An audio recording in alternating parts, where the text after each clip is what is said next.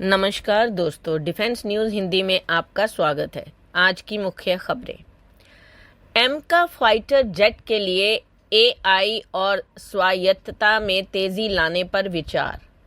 भारत का महत्वाकांक्षी 5वीं पीढ़ी का उन्नत मध्यम लड़ाकू विमान यानी एमका कार्यक्रम एक महत्वपूर्ण छलांग लगाने के लिए तैयार है, क्योंकि एरोनॉटिकल डेवलपमेंट एजेंसी निजी क्षेत्र की कंपनियों और शैक्षणिक संस्थानों के साथ मिलकर कृत्रिम बुद्धिमत्ता यानी आर्टिफिशियल इंटेलिजेंस और स्वायत्त प्रणालियों के एकीकरण को तेज करने के लिए काम कर रही है। इस रणनीतिक साझेदारी का उद्देश्य एमका को एक अत्याधुनिक लड़ाकू जेट के रूप में स्थापित करना है, जो भारतीय वायुसेना के लिए एक अत्यधिक स्वायत्त एआई संचालित प्लेटफॉर्म के दृष्टिकोण के साथ सरीखित है, जो आधुनिक हवाई युद्ध की मांगों को पूरा करने में सक्षम है। अगला, वायुसेना ने अभिमन्यु सीसीए में रुचि दिखाई। भारतीय वायुसेना अभिमन्यु सहयोगी लड़ाकू विमान के विकास पर बारीकी से नजर कर रही है, जो कि भारतीय नौसेना के साथ साझेदारी में बेंगलुरु स्थित new space research and technology द्वारा डिजाइन किया गया एक अत्याधुनिक जेट संचालित ड्रोन है। एरो इंडिया 2025 में अनावरण किया गया था। अभिमन्यु भारत का पहला निजी तौर पर विकसित जेट संचालित मानव रहित हवाई प्रणाली है, जो अपनी उन्नत क्षमताओं और मानव रहित टीमिंग यानी MUMT ढांचे के माध्यम से सामरिक हवाई युद्ध को फिर से परिभाषित करने के लिए तैयार है। उच्च गति, लंबी दूरी की लड़ाकू भूमिकाओं के लिए तैयार यह अभिनव प्लेटफॉर्म भारत के रक्षा पारिस्थितिक तंत्र में महत्वपूर्ण रुचि जगा रहा है। IAF अपनी स्वयं की लड़ाकू हवाई टीमिंग पहलों को पूरक बनाने की इसकी क्षमता को खोज रहा है। अभिमन्यु सिर्फ एक और ड्रोन नहीं है, यह एक मॉड्यूलर आर्टिफिशियल इंटेलिजेंस और मशीन लर्निंग संचालित लड़ाकू विमान है, जिसे मानव युक्त लड़ाकू जेट के साथ वफादार विंगमैन के रूप में संचालित करने के लिए डिजाइन किया गया है। कॉम्पैक्ट 4 मीटर विंग स्पैन और कम रडार सेक्शन डिजाइन के साथ इससे रडार डिटेक्शन को कम करने के लिए रिसेस्ड इंजन इनटेक और एक निरंतर चिन लाइन जैसी सुविधाएं शामिल हैं, जो इसे उच्च जोखिम वाले मिशनों के लिए आदर्श बनाती हैं। ड्रोन की विशिष्टताओं में लगभग 300 नॉट्स मतलब 550 किलोमीटर प्रति घंटा की शीर्ष गति, 1000 किलोमीटर यानी 620 मील की रेंज और 20,000 फीट की सर्विस सीलिंग शामिल है, जो इसे नौसेना और संभावित वायुसेना द्वारा अनुप्रयोगों के लिए एक बहुमुखी संपत्ति के रूप में स्थान देती है। अगला, वायुसेना ने S-400 रक्षा को और मजबूत करने की योजना बनाई है।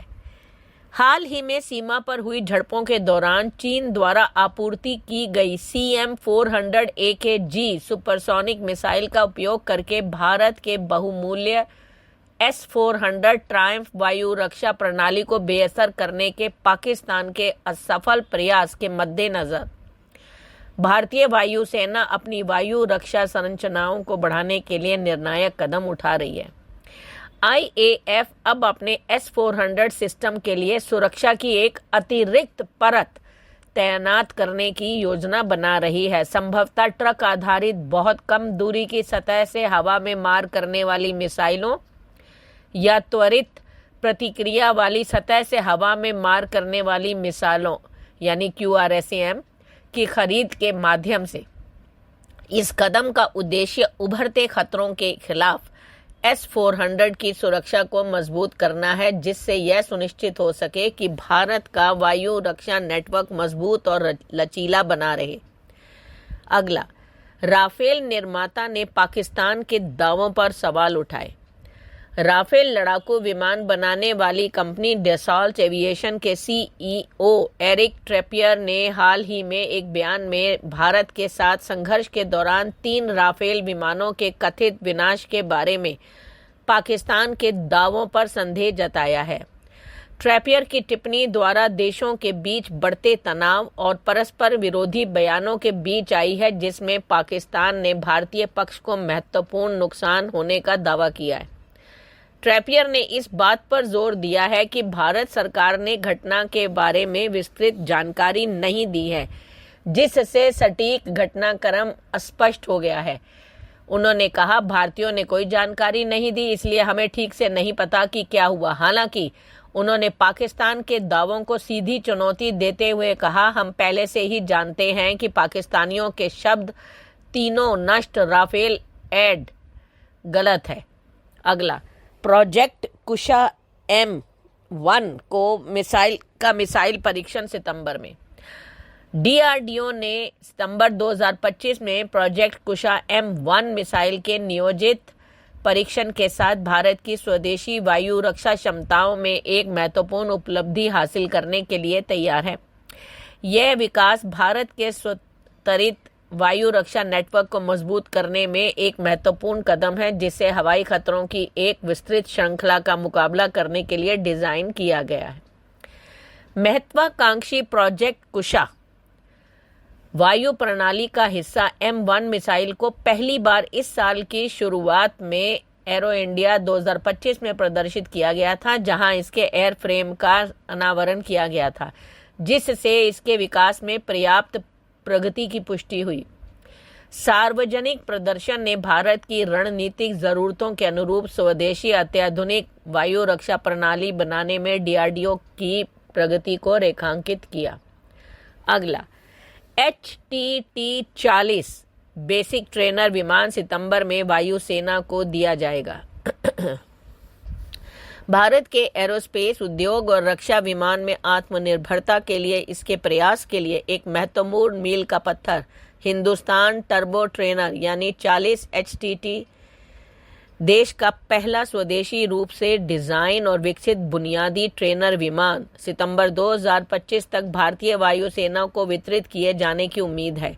यह उपलब्धि हिंदुस्तान एरोनॉटिक्स लिमिटेड की आत्मनिर्भर भारत पहल के प्रति प्रतिबद्धता को रेखांकित करती है और भारतीय वायुसेना में बुनियादी ट्रेनर विमानों की लंबे समय से चली आ रही कमी को दूर करने की दिशा में एक महत्वपूर्ण कदम है। HAL के aircraft research and design centre द्वारा विकसित विमान को भारतीय वायुसेना की विशिष्ट प्रशिक्षण आवश्यकताओं को पूरा करने के लिए इसे तैयार किया गया है, जो स्टेज 1 बुनियादी उड़ान परीक्षण के लिए लागत प्रभावी और मजबूत समाधान प्रदान करता है।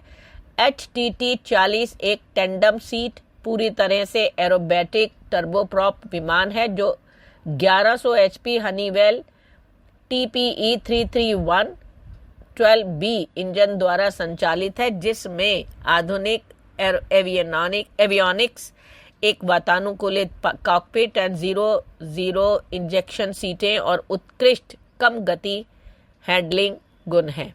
अगला, ईरान पर इजराइल के हमलों की निंदा करने से खुद को अलग रखा। भारत ने शनिवार को कहा कि इजराइल ईरान स्थिति पर उसका रुख पहले की तरह ही बना हुआ है और उसने अंतर्राष्ट्रीय समुदाय से तनाव कम करने के लिए वार्ता और कूटनीति के माध्यमों का उपयोग करने का आग्रह किया। यह बात शंघाई सहयोग संगठन यानी SCO द्वारा इजराइल के सैन्य हमलों की आलोचना करते हुए जारी किए गए बयान के बाद कही। भारत ने शुक्रवार को कहा था कि वह ईरान और इजराइल के बीच हाल के घटनाओं से बेहद चिंतित है और उभरती स्थिति पर बारीकी से नजर रख रहा है। हालांकि नई दिल्ली ने दोनों देशों में किसी भी बढ़ते तनाव वाले कदम से बचने का आग्रह किया था। अगला, खालिस्तानियों ने मोदी के G7 निमंत्रण पर नाराजगी दिखाई।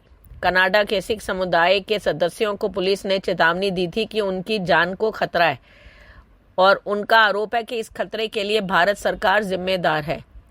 वे अल्बर्टा में होने वाली G7 शिखर सम्मेलन में प्रधानमंत्री नरेंद्र मोदी को ओटावा द्वारा दिए गए निमंत्रण से नाराज हैं। कनाडा के प्रधानमंत्री मार्क कार्नी ने मोदी को आमंत्रित किया है। हालांकि भारत G7 का सदस्य नहीं है, लेकिन रविवार को शुरू होने वाले शिखर सम्मेलन में अतिथि के रूप में भाग लेने के लिए आमंत्रित किया है।